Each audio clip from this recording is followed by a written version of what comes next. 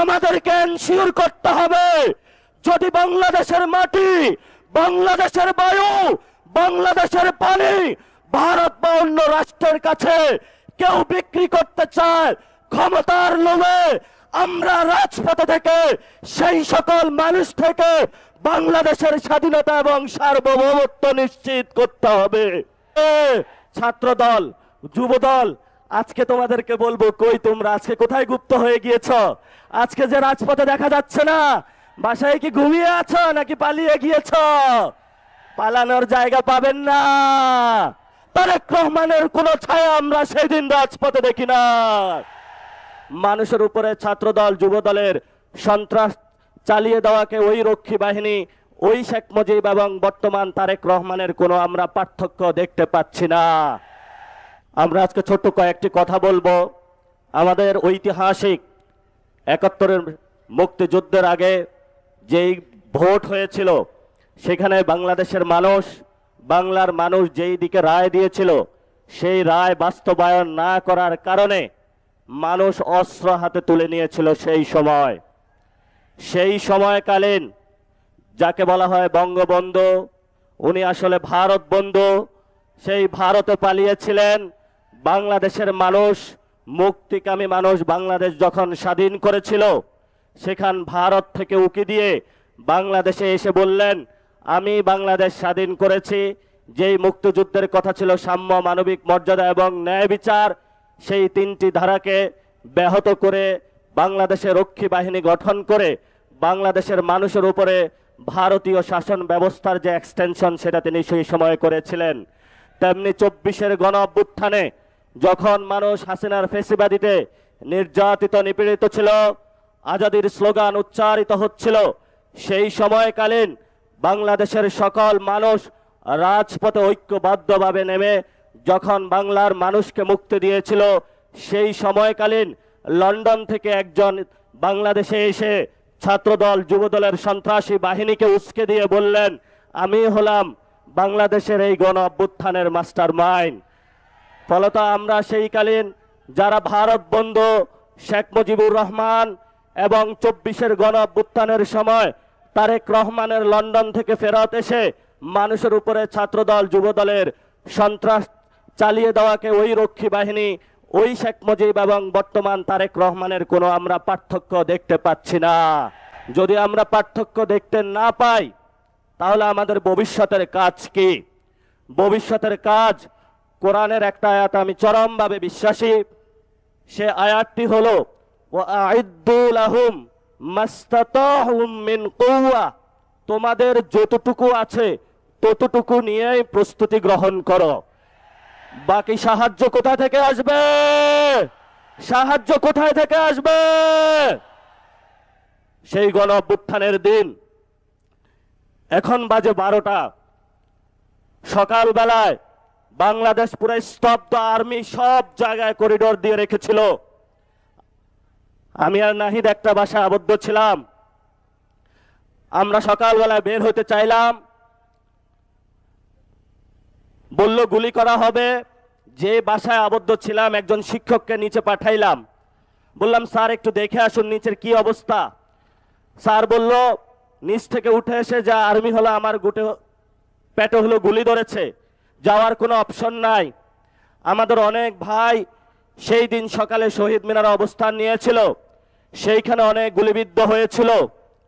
ঠিক এই সময়টাতে বাংলার মানুষ সকল ব্যারিকেড ভঙ্গ করে, যেখানে এসএসএফ কে 5 মিনিট দেওয়া হয়েছিল, শেখ হাসিনাকে 5 মিনিট দেওয়া হয়েছিল, যে হয়তো বাংলাদেশের মধ্যে তুমি 5 মিনিটের মধ্যে তোমার এখানে জীবন দিবা অথবা ভারতে পালাবা।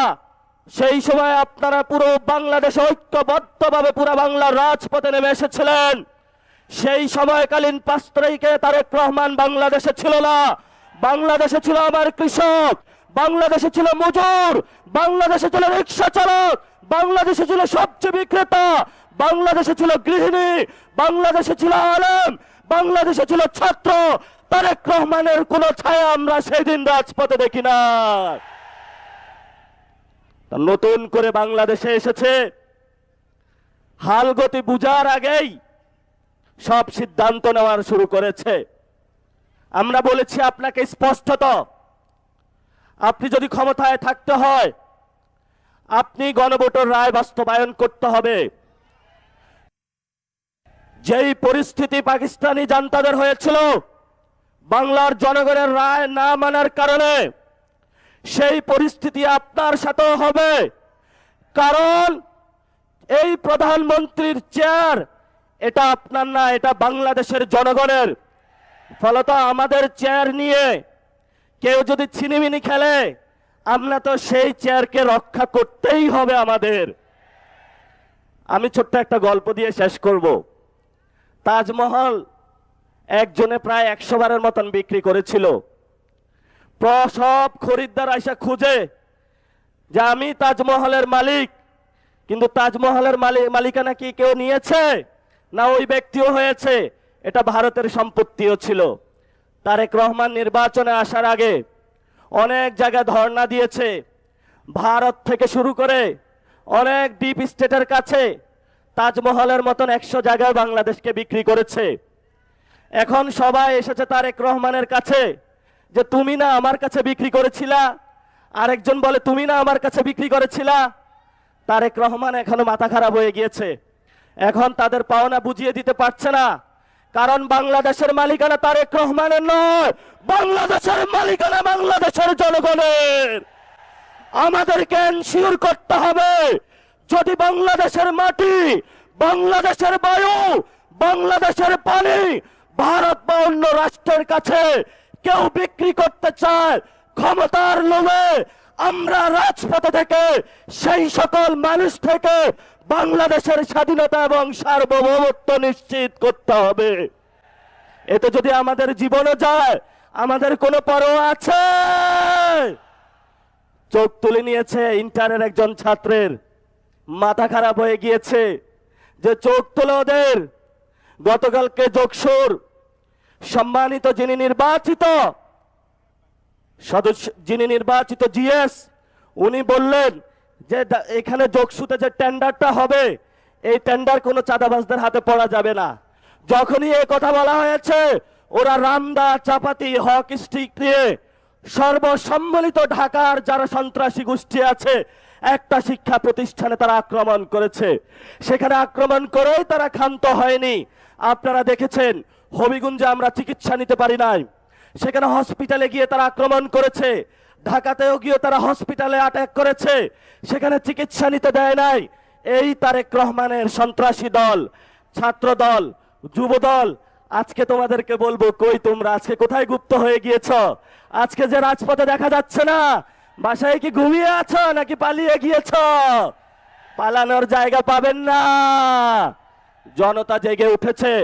ইনশাআল্লাহ ভবিষ্যৎ বাংলাদেশে আমাদের একটি শপথ নিতে হবে।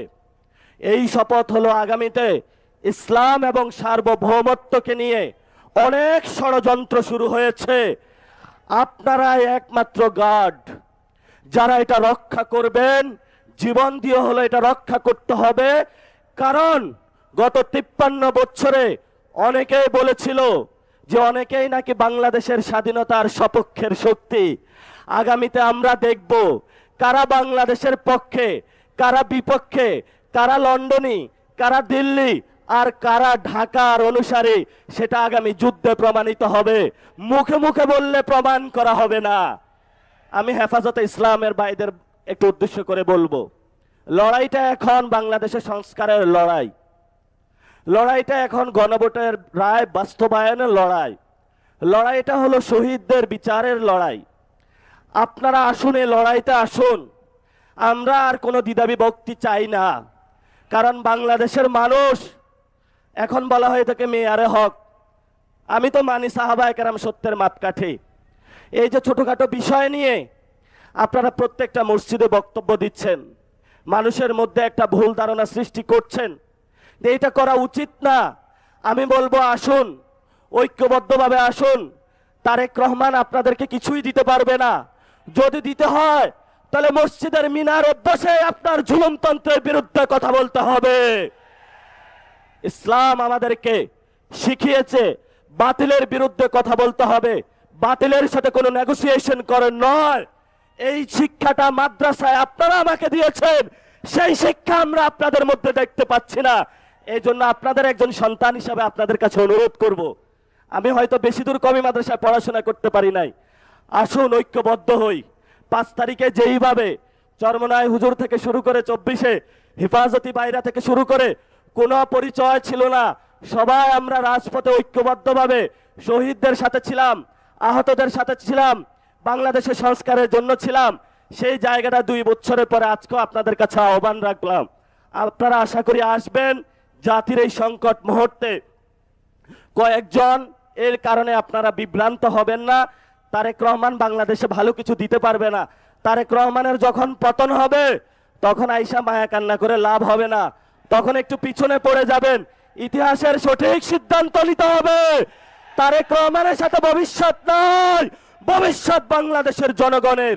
দ্বিতীয় প্রতিষ্ঠা যে বার্ষিকী, আজকে সেই ডাক দিয়ে আপনাদেরকে বলে গেলাম, এই বাইতুল মোকাররমের চত্বরে যেখানে হলো অনেক ইতিহাসের সাক্ষী, তারেক রহমান ক্ষমতায় থাকবে না, তারেক রহমান ক্ষমতায় থাকবে না। পতন শুরু হয়ে গিয়েছে, এখন তারেক রহমান হলো পিস্তল তাক করবে। আমরাও বলি 1400 লোক গেছে, বুকে গুলি চালান, সমস্যা নাই, তবে আমাদেরকে কোনো পদ টাকা দিয়ে কিনতে পারবেন না, কোনো নেগোসিয়েশন হবে না, একটু হবে না। পতন হবে আপনার বাংলার মাটিতে। জনগণ আপনাকে পতন করে শেখ হাসিনার মতো উচিত শিক্ষা দিয়ে তবে আমরা বাংলাদেশের যে দ্বিতীয় স্বাধীনতার যুদ্ধ সেটার ভবিষ্যৎ মাত্রা এগিয়ে নিয়ে যাব।